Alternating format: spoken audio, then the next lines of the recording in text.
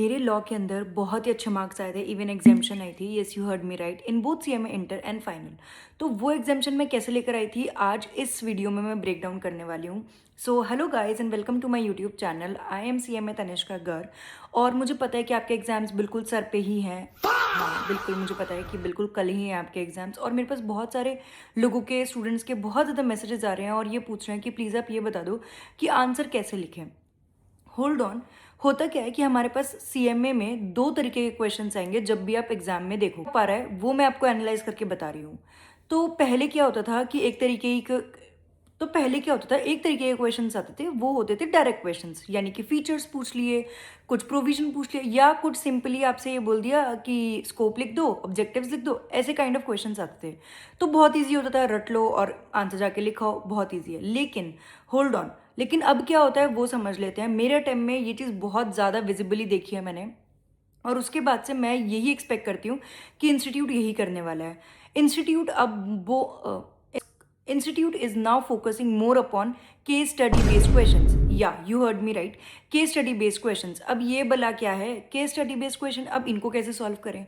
तो उसके लिए आपको बिल्कुल भी टेंशन नहीं लेनी है। जैसे मैं आपको बता रही हूँ वैसे वैसे आपको आंसर लिखना है। सबसे पहले पूरे जो 15 मिनट आपको मिलते हैं उसमें बहुत अच्छे से एनालाइज करो, बहुत अच्छे से आराम से एक एक क्वेश्चन पढ़ो और एनालाइज करो, और प्लीज़ सेलेक्ट कर लो कि कौन से क्वेश्चंस आपको अटेम्प्ट करने हैं। जो क्वेश्चंस आपको बहुत अच्छे से आते हो वो क्वेश्चंस आपको सेलेक्ट कर लेने हैं 5। ठीक है, आपने सेलेक्ट कर लिए। उसके बाद जब आप आंसर लिखने बैठोगे, अगर कोई केस स्टडी बेस्ड क्वेश्चंस आप अटेम्प्ट करते हो तो उसके अंदर आपको क्या करना है वो आप समझ लेते हैं। सबसे पहला पॉइंट ये होगा कि आपको उसे एनालाइज करना है और आइडेंटिफाई करना है कि वो कौन से चैप्टर से है। मान लेते हैं कोई भी क्वेश्चन वो आईबीसी से है, यानी कि इंसॉल्वेंसी से। तो इंसॉल्वेंसी का अगर कोई क्वेश्चन है, ठीक है कोई बात नहीं है, आपने आइडेंटिफाई कर लिया, फर्स्ट स्टेप आपने कंप्लीट कर लिया, आपने आइडेंटिफाई कर लिया कि ये कौन से चैप्टर का है। सेकंड पॉइंट पे आते हैं कि आपको ये याद करना है कि क्या आपको सेक्शन याद आ पा रहा है कि कौन से सेक्शन से था, कौन सा प्रोविजन था। कोई बात नहीं है, अगर सेक्शन नहीं याद आ रहा है, चल कोई बड़ी बात नहीं है, होता है, मेरे को भी नहीं याद था यार, लेकिन आ गई ना एग्जामेशन, तो इसलिए ज्ञान दे रही हूँ। तो इसलिए सुन लो चुपचाप, कोई ज़रूरत नहीं है अब सेक्शन रटने की। इससे बेटर है कि अपना प्रोविजन रिवाइज करो, प्रोविजन याद करो, कोई बात नहीं है। होता है कि हमें नहीं याद रह पाते, इतने सारे सेक्शन है भाई, सारे थोड़ी याद रह पाएंगे। It's totally fine. तो आपको कैसे करना है, केस स्टडी बेस्ड क्वेश्चन को थर्ड स्टेप में बताऊंगी कि आंसर कैसे। फर्स्टली आपको क्या करना है वो आज समझ लेते हैं। आपको 3 पार्ट में आंसर को लिखना है। फर्स्ट पार्ट में आपको ये लिखना है, प्रोविजन बताना है कि वो जो पर्टिकुलर केस स्टडी है वो किस प्रोविजन से ओरिजिनेट हुई है, क्या प्रोविजन उस पर लग रहा है जैसा आपको लगता है। तो लीगल प्रोविजन आपको हेडिंग डालनी है और उसके अंदर आपको पूरा अपना प्रोविजन लिखना है जो कि हमारे बेयर एक्ट में था या जो आपने पढ़ा होगा। कोई ज़रूरत नहीं है कि ओ माय गॉड बहुत फैंसी लैंग्वेज लिखना है, ऐसा कुछ नहीं लिखना है। नॉर्मल जो इंग्लिश आपको आती है, जो आपने पढ़ा है वो अच्छे से। उन्हें भी पता है कि बच्चा एक एक वर्ड तो इंस्टीट्यूट की मैट का नहीं रट सकता है, ना ही वो बेयर एक्ट का रट सकता है, तो वो चीज़ भी वो समझते हैं। अब लीगल प्रोविजन आपने हेडिंग लिख ली, उसके अंदर आप प्रोविजन लिखोगे। वंस मोर, अगर आपको बहुत अच्छे से याद है, अगर कोई भी, ये चीज़ मैं डिस्क्लेमर दे देती हूँ, डिस्क्लेमर गाइस, अगर आपको सेक्शन याद है तभी कोट करना और सही सेक्शन कोट करना, वरना मत करना, कोई ज़रूरत नहीं है सेक्शन कोट करने की। ठीक है, मान लेते हैं आपको सेक्शन याद है, तो आपको आंसर का स्टार्ट कैसे करना है यही मेन पॉइंट होता है, क्योंकि आंसर हमें आ रहा होता है लेकिन हमें समझ नहीं आता कि हम स्टार्ट कहाँ से करें। तो आपको टेंशन नहीं लेनी है, तो सुन लेते हैं आप कैसे करना है, तो समझ लेते हैं आप कैसे लिखना है।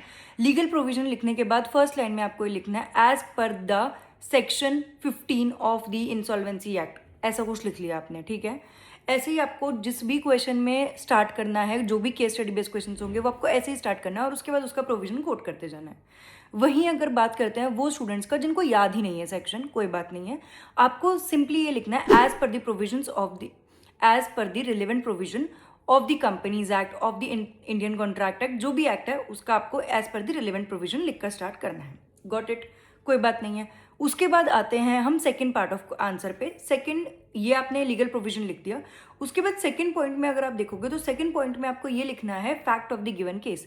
अब लीगल प्रोविजन हमारे ऊपर कैसे एप्लीकेबल हो रहा है, उस लीगल प्रोविजन को आपको कनेक्ट करना है अपने केस स्टडी बेस से, क्वेश्चन से।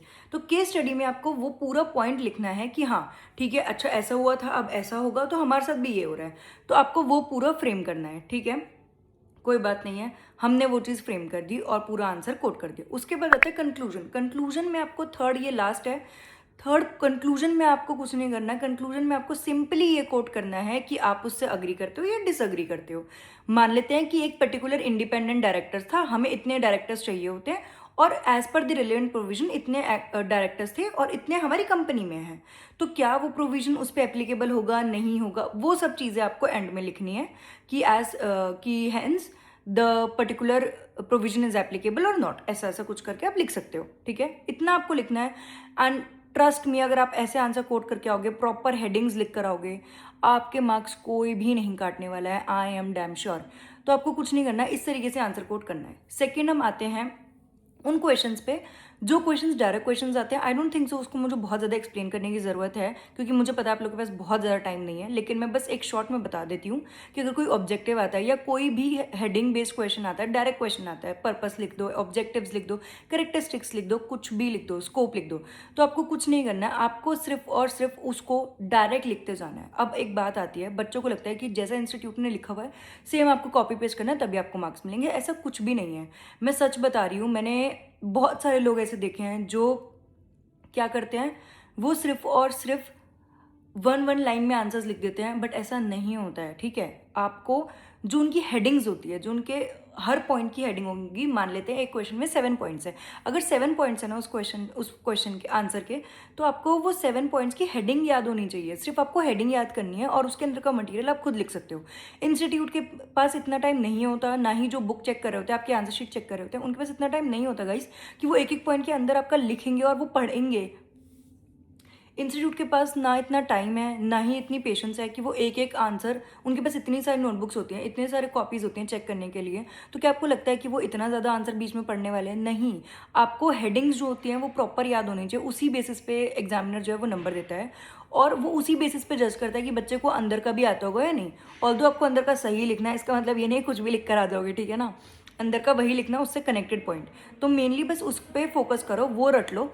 और बाकी मैं कुछ नहीं कहूँगी कि अंदर का आपको रटना है, बस समझ लो कि क्या लिखना है। ठीक है, उसके अलावा अगर आपको कोई भी और प्रॉब्लम हो रही है, just comment down and let me know, I will surely come up with your solution. And if you like this video, do subscribe to my channel and hit the like button. Bye bye.